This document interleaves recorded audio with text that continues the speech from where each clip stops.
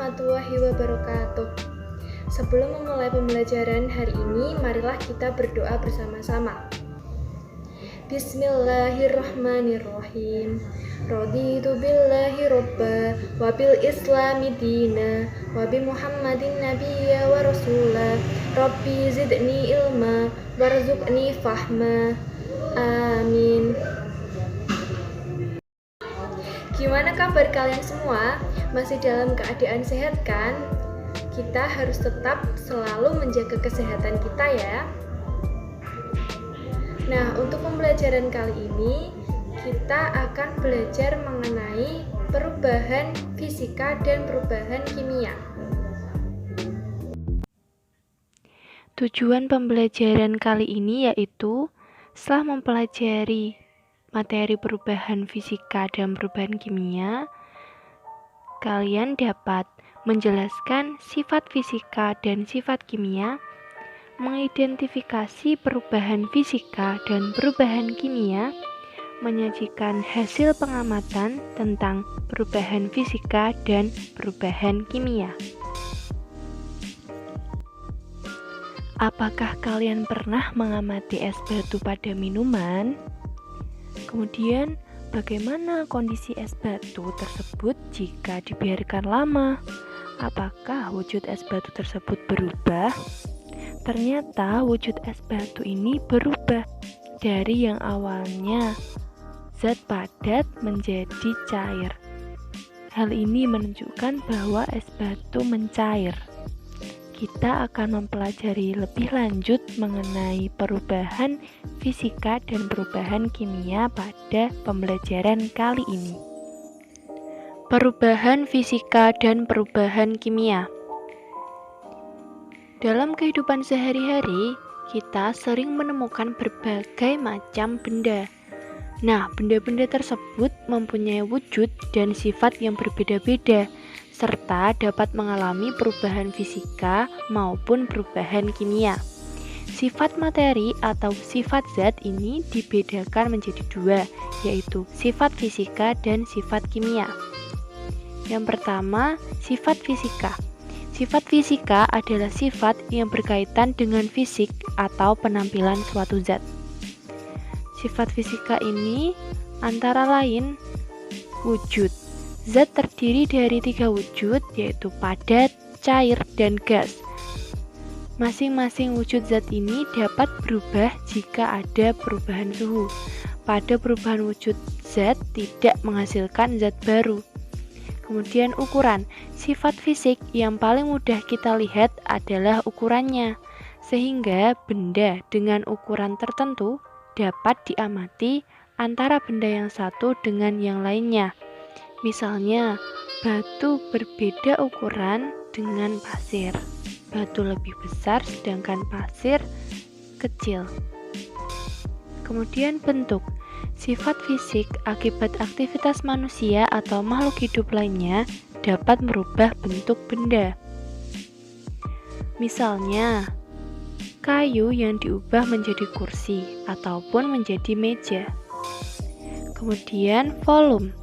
Volume merupakan sifat fisik dari suatu benda sehingga dengan mengetahui sifat tersebut, manusia dapat memanfaatkan dan memperlakukan suatu benda berdasarkan volumenya. Misalnya, pengepakan barang dalam kardus. Nah, barang ini menempati ruang dalam kardus tersebut. Selanjutnya, sifat kimia. Sifat kimia adalah sifat yang menunjukkan kemampuan suatu zat untuk melakukan reaksi kimia atau sifat yang menyatakan interaksi antar zat. Sifat kimia ini antara lain warna yang berubah. Jika ada materi yang berubah warnanya, maka sudah dikatakan terjadi perubahan kimia. Misalnya, buah menjadi masak atau buah matang. Biasanya, buah yang matang itu berbeda warna dengan buah yang belum matang. Perubahan suhu atau temperatur. Dengan adanya perubahan suhu, maka perubahan kimia suatu zat dapat dimanfaatkan.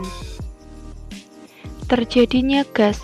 Pada saat terjadi perubahan kimia, juga terjadi perubahan zat baru dan menghasilkan gas. Biasanya ditandai dengan terbentuknya gelembung-gelembung gas.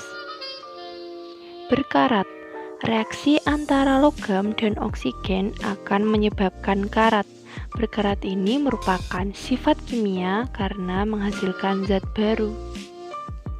Racun. Terdapat beberapa zat yang memiliki sifat kimia beracun, seperti insektisida, pestisida, herbisida. Zat tersebut digunakan untuk membasmi hama. Perubahan zat dibagi menjadi dua, yaitu perubahan fisika dan perubahan kimia. Perubahan fisika. Perubahan fisika adalah perubahan suatu zat yang tidak menghasilkan zat jenis baru. Ciri-ciri perubahan fisika adalah sebagai berikut: tidak terbentuk zat jenis baru, zat yang mengalami perubahan dapat kembali ke bentuk semula, sehingga dapat dikatakan perubahan sementara. Perubahan yang terjadi hanya diikuti perubahan sifat fisik. Beberapa contoh perubahan fisika diantaranya sebagai berikut, yaitu perubahan bentuk. Perubahan ini hanya terjadi perubahan bentuk dan ukuran, tidak terjadi perubahan sifat molekul zat. Misalnya, beras ditumbuk menjadi tepung, batu dipecah dengan palu menjadi kerikil, dan kayu dipotong-potong kemudian dirakit menjadi kursi. Kemudian perubahan wujud zat. Ini merupakan diagram perubahan wujud zat. Yang pertama itu ada membeku, yaitu dari wujud zat yang awalnya cair menjadi padat. Kemudian mencair, yang awalnya padat menjadi cair. Kemudian menguap, cair menjadi gas. Mengembun, gas menjadi cair. Menyublim, padat menjadi gas. Mengkristal, gas menjadi padat. Kemudian selanjutnya perubahan kimia. Perubahan kimia adalah perubahan suatu zat yang menghasilkan zat jenis baru. Ciri-ciri perubahan kimia adalah sebagai berikut: terbentuk zat jenis baru. Zat yang berubah tidak dapat kembali ke bentuk semula, sehingga dapat dikatakan perubahan kekal. Perubahan yang terjadi diikuti oleh perubahan sifat kimia melalui reaksi kimia. Selama terjadi perubahan kimia, massa zat sebelum reaksi sama dengan massa zat-zat sesudah reaksi. Proses-proses perubahan kimia diantaranya sebagai berikut, yaitu 1. Pembakaran, kertas dibakar menjadi abu. Pembusukan, bahan makanan menjadi busuk tidak akan kembali ke asalnya. Perkaratan atau korosi, bermacam-macam logam ini dapat mengalami perkaratan.